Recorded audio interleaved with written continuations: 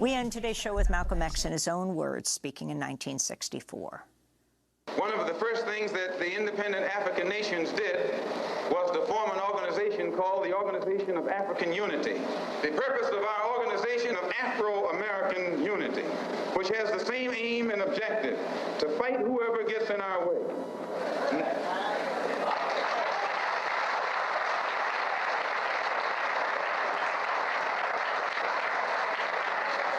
To bring about the complete independence of people of African descent here in the Western Hemisphere, and first here in the United States, and bring about the freedom of these people by any means necessary.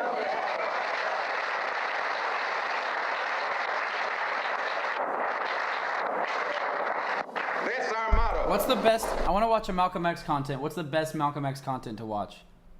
The purpose of our organization is to start right here in Harlem, which has the largest concentration of people of African descent that exists.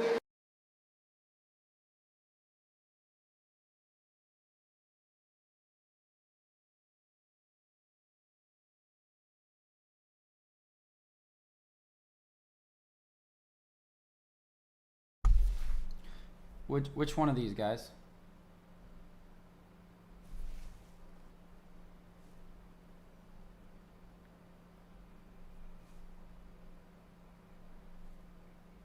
Never have I witnessed such sincere hospitality and overwhelming spirit of true brotherhood as it is practiced by the people of all colors and races here in the ancient Holy Land, the home of Abraham, Muhammad, and all the other prophets of the Holy Scriptures.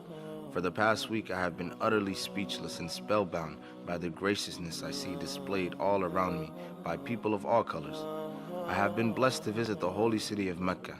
I have made my 7 circuits around the Kaaba, led by a young mutawaf named Muhammad. I drank water from the well of Zamzam. I ran 7 times back and forth between the hills of Mount Safa and Marwa. I have prayed in the ancient city of Mina, and I have prayed on Mount Arafah. There were tens of thousands of pilgrims from all over the world. They were of all colors, from blue-eyed blondes to black-skinned Africans. But we were all participating in the same ritual, displaying a spirit of unity and brotherhood that my experiences in America had led me to believe never could exist between the white and the non-white. America needs to understand Islam, because this is the one religion that erases from its society the race problem.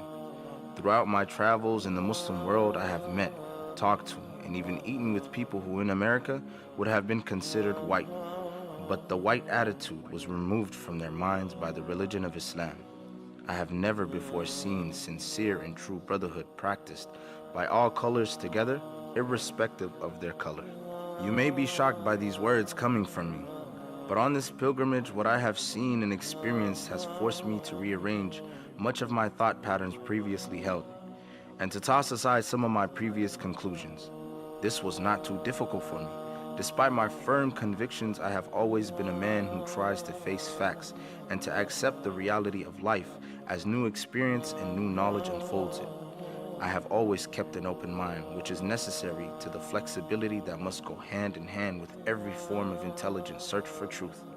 During the past 11 days here in the Muslim world, I have eaten from the same plate, drunk from the same glass, and slept on the same bed or on the same rug, while praying to the same God with fellow Muslims, whose eyes were the bluest of blue, whose hair was the blondest of blonde, and whose skin was the whitest of white.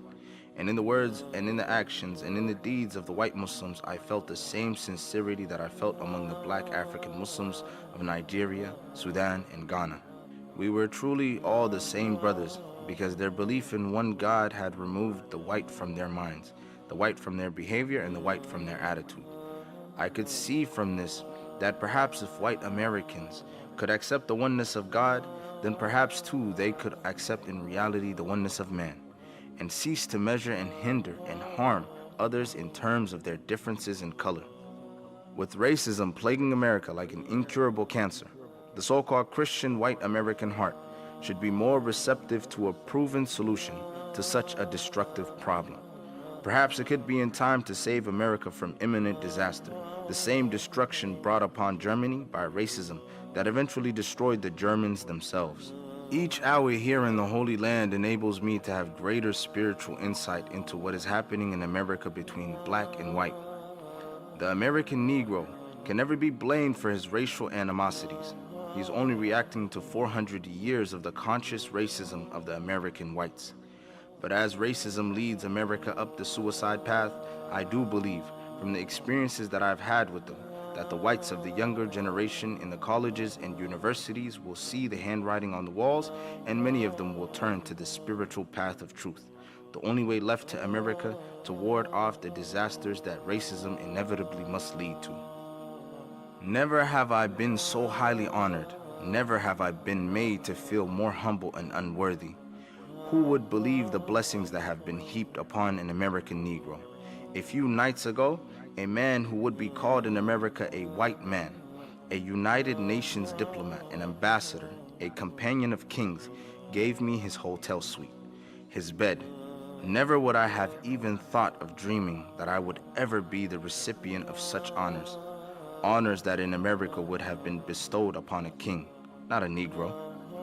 All praise is due to Allah, the Lord of the worlds. Sincerely, Al-Hajj Malik Al-Shabazz.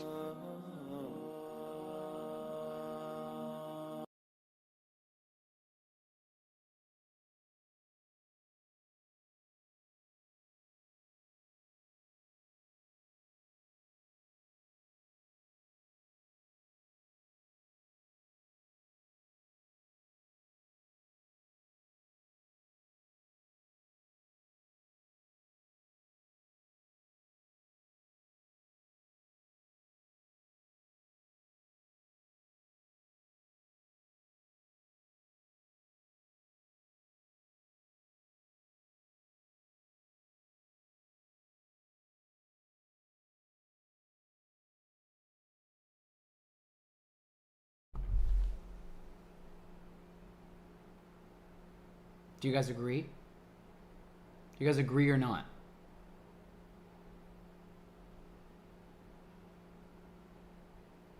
The only thing you have control over at the end of the day is your mind state. It's the only thing you have control over.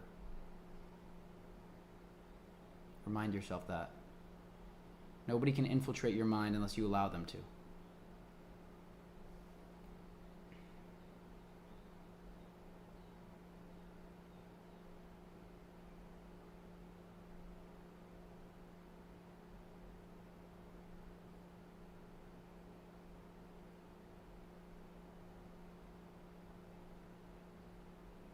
I'll see you guys tomorrow.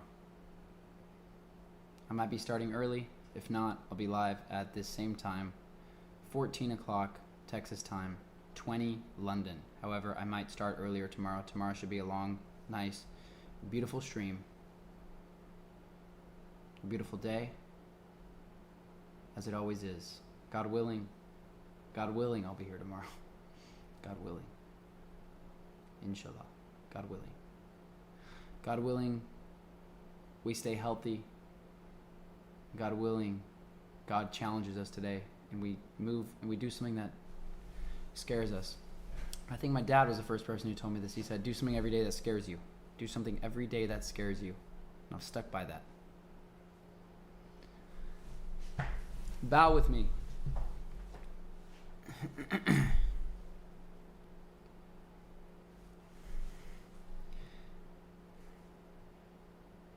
God, I have no prayer today other than just saying thank you. I'm grateful for the chance to live another day.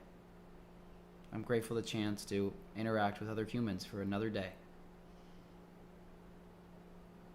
God, remind me that most things are up to me. Most things are my choice, whether or not I let things into my head or out them.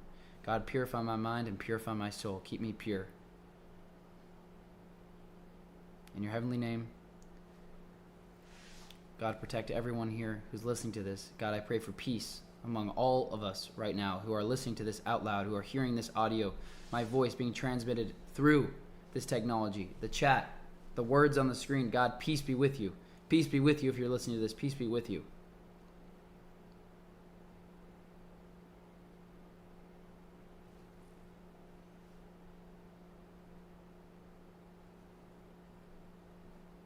Amen. I'll see you guys tomorrow.